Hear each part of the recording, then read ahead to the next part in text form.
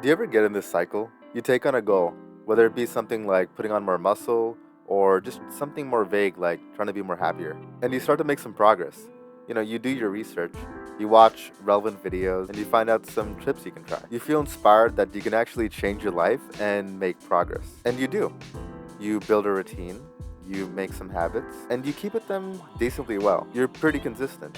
Maybe not perfect, but pretty good. And it stays like that over the next 2 weeks, 4 weeks, 6 weeks, and so on. And at some point, you actually end up falling off one of these habits. And when that happens, everything starts to crumble. Maybe one falls, and that's okay because you could just pick it up the next day. But then the next day comes and you don't pick it back up. And then the next day, and the next day, and the next day. And maybe one of those days, through sheer willpower, you actually pick it back up. But right after, it's back to the same cycle. And eventually, you fall off completely. And you may not even realize it first. But then 2 weeks later, all of a sudden, it's like you wake up and wonder, what the hell happened? I was doing so good and then I just stopped for some reason. So, what is happening? Essentially, there's likely a genuine reason or barrier that is stopping you from maintaining the habit or the task that you're supposed to do. And for whichever reason, the barrier is just outside of your awareness.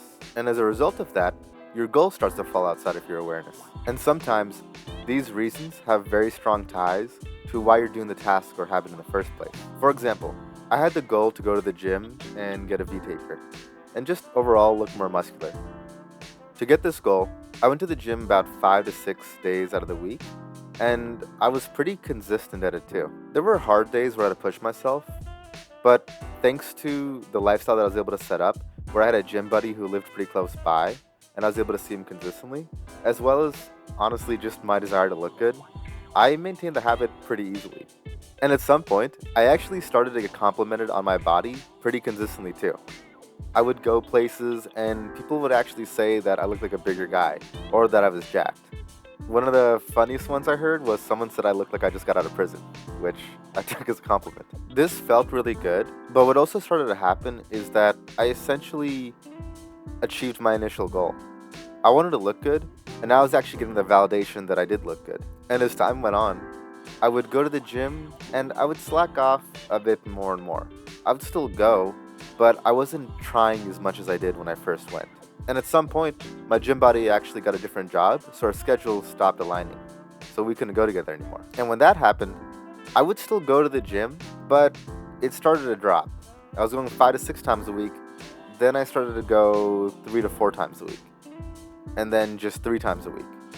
Eventually, I was barely doing 2 times a week, and I was struggling to keep going. So what happened? I achieved my goal. I wanted validation that I looked a certain way, and when a mix of strangers, a few girls I was seeing at the time, they all started to validate me and give me the compliments that essentially showed that I was at where I was trying to be. I ended up getting the validation that I was looking for. Essentially, the reason I was going in the first place, that was fulfilled. So I actually didn't have a reason to keep going. And so, something I could have done if I wanted to go to the gym more consistently would have been to actually examine my reasoning. I could have asked myself, why do I want to go to the gym? Well, it's for validation. Well, I got that validation.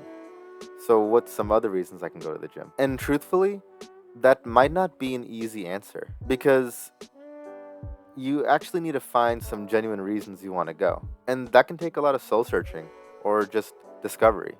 You may have to rely on discipline for some time in order to find new reasons to go. But that's also the cool thing because if you do let yourself discipline yourself to keep on going, you can actually discover new reasons to do the thing that you're doing. It might just take some time.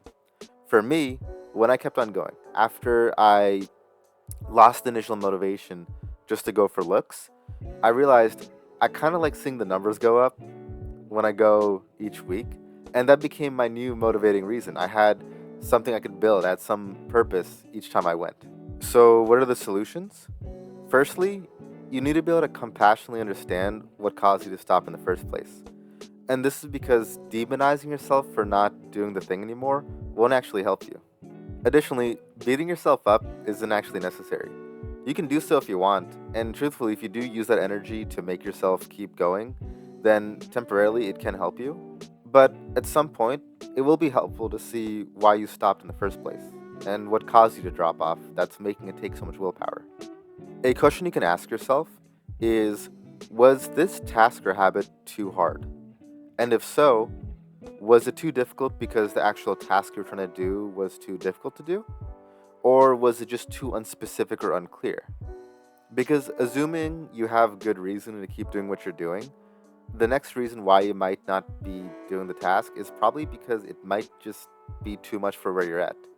And if you can find something which is maybe just a step above where you're at instead, maybe instead of going to the gym 5 to 6 times a week, just going to the gym for 20 minutes once a week and starting there.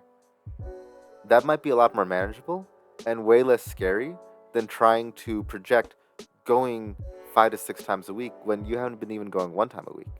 So, when you figure out why you stopped, you can adjust your actions or circumstances to make the situation more suitable. The next thing I'd recommend is to keep the goal in your attention at all times. Because as I said before, it's not just the reasoning which is existing outside your awareness. What happens is the goal starts getting pushed out slowly too, to the point where you stop thinking about it, and that's why you wake up and wonder what happened. You were going so well, and then you stopped. And it's because it stopped appearing in your mind. So here's some ways you can combat that. I'm going to give you 3 ways. Do all of them, but if that's too much at first, just start with one. The first thing I'd recommend is calendar reminders. This means setting alarms, literally putting stuff in your calendar, using a reminder notification app, whatever it might be, on a scheduled basis so that you regularly see your goal in your face at all times. Whether it be something which pops up once a week at a specific time, or it pops up regularly and you're always seeing it, so it's always in your mind. If you need somewhere to start, just use your alarm app on your phone and just set an alarm at, let's say, noon or whatever time you're going to regularly be by your phone, and have it say the goal where in the alarm name. The next thing would be accountability groups. And this can either be just one accountability partner or an entire group where people meet regularly in order to discuss their goals, their actions, and essentially hold each other accountable to keep doing those week by week. I think these groups are pretty useful because you'll actually feel positive pressure to want to keep doing your goal, especially if the group has people you respect or your partner is someone you respect. You'll have motivation to not let them down, and ideally for them to keep having a good opinion of you. And that pressure can be really useful when it comes to maintaining a goal. Because let's say you don't want to do something, you're also not just letting yourself down, you're letting your group down too, or your partner down. And lastly, I'd recommend making bets. Because if you do a reasonable task or a goal you care about, and you're serious about it, you should be able to put a bet on it. And if it does feel scary, the idea of putting on a bet on it, then it might be a good idea to either lower the difficulty of the task you're doing or just give you more time to do it. One important thing is to start where you're at. So if you're only capable of going to the gym, let's say 1 time out of the week, then just make it 1 time out of the week. Don't make your goal 5 times out of the week when for the past 2 months you've only went 1 time. Make it easy for yourself at first. You can always scale up once you get more consistent. And in fact, I would recommend scaling up once you feel like you can do so, or your partner feels like you can do so. Because you also want to avoid letting yourself just rely on yourself here in case you're making it too easy and your partner recognizes, no, you can do more.